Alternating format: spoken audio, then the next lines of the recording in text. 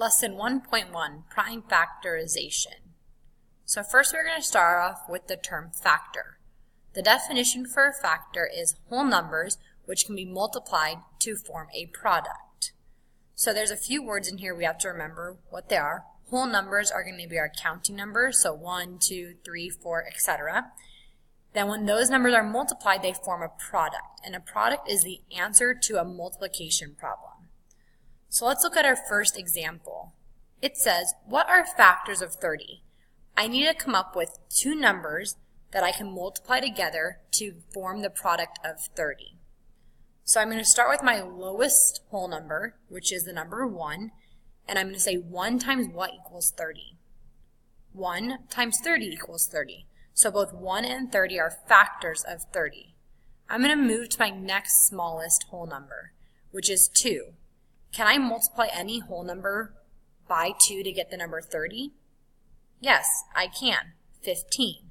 So 2 and 15 are both factors of 30. Next, I move to my number 3. 3 times what equals 30? 10. So 3 and 10 are both factors of 30. Then I'm going to try the number 4. Is there a whole number that I can multiply by 4 to get 30? No, there is not. So 4 is not a factor of 30. Now I'm going to skip to 5. I can use my divisibility rule to help me here and look at the last digit of 30, which is a 0. And I can remember that if a number ends in 0 or 5, then it is divisible by 5. So 5 times what equals 30? 5 and 6. So you've now just created an entire list of factors of 30. 1 times 30 equals 30. 2 times 15 equals 30. 3 times 10 equals 30. And 5 times 6 equals 30. Now in class we're also going to go over how to use a chart, and if you prefer to use a chart rather than the list, you can do that as well. Two other definitions we went over today were prime numbers and composite numbers. So prime numbers are whole numbers greater than 1 whose only whole number factors are 1 and itself. So when I look at the first set of examples, I see the numbers 2, 3, 5, 7, 11, 13, 17, 19, 23. Some people often jump to the conclusion that all odd numbers are prime. However, if you look at the number 15, it is not prime.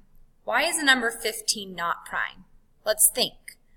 Is there another factor besides 1 and 15 of 15? Yes, 3 and 5. Therefore, it is not a prime number. So the opposite of prime number would be a composite number. A composite number is a whole number greater than 1 that has more than 2 factors. So more than just 1 in itself.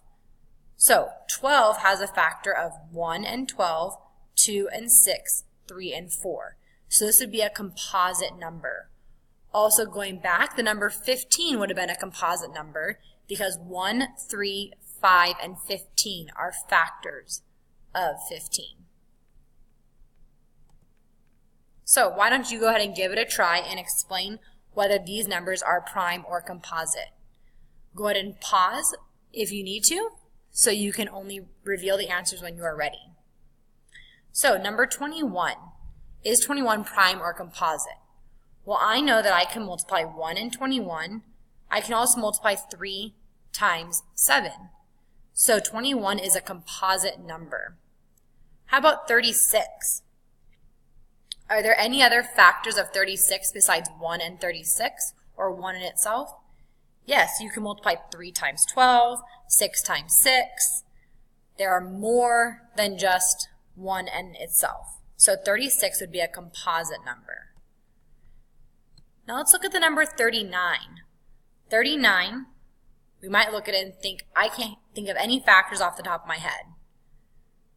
But let's use our divisibility rules. I know it's not divisible by 2 because 9 is not even. How about 3? So let's add the sum of the digits. 3 plus 9 equals 12. And 12 is divisible by 3. Therefore, 39 is divisible by 3.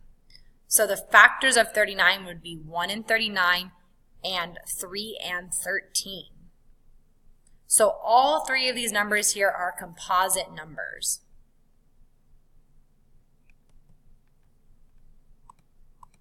So the next thing we talked about in class was our prime factorization and factor trees. So prime factorization is factoring a composite number into prime factors. And we use a factor tree, which is something you might have gone over in your previous years here at St. John. So let's look at the number 6. I can multiply 2 and 3 to get back to our number 6. Since both of these are prime numbers, I can write them down here as my prime factorization, 2 times 3. Let's look at the number 40. So I start by breaking it down by 2 and 20. Since 2 is prime, I stop there, but 20 is not. I can still break down 20 farther. So I break down 20 by multiplying 2 and 10. 2 is prime, so I stop on this side, and I move over to the 10. What two numbers can I multiply to get 10? 2 and 5.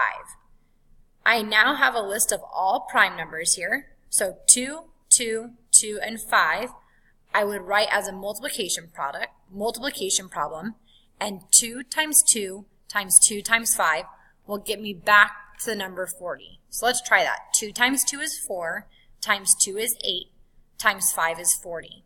So the prime factorization of 40 is 2 times 2 times 2 times 5. Let's look at the number 108. I know that it's even because it ended with the digit 8. So I first start by dividing it by 2. 2 and 54. 2 is prime, so I can stop there, and I move on to 54. 2 and 27. 2 is prime, so I can stop there, and I move on to 27. What two numbers can I multiply to get to 27? 3 and 9. 3 is prime, so I know I'm done there, and I move on to 9. What two numbers can I multiply to get the number 9? 3 and 3. So I write all my prime numbers, 2 times 2 times 3 times 3 times 3, and that gives me my prime factorization. In order to check if I have a proper prime factorization, I can multiply the numbers out. 2 times 2 is 4, times 3 is 12, times 3 is 36, times 3 is 108. So this is just a quick review that you can do for yourself. So write all the factors of the number, 34 and 63. You can either write these in a list or in a chart. Go ahead and pause the video here before I reveal the answers. So your factors of 34 are 1, 2, 17, and 34. And your factors of 63 are 1, 3, 7, 9, 21, and 63. Now you're going to tell whether the following numbers are prime or composite. 28 and 41. Go ahead and pause the video here before I reveal the answers. 28 would be a composite number because there are more than just 1 and 28 as factors of 28. So I could also multiply 4 times 7. 41, however, the only two factors of 41 are 1 in itself, and therefore it is a prime number. And here's just a few extra problems you can try on your own. And that is it for lesson 1.1.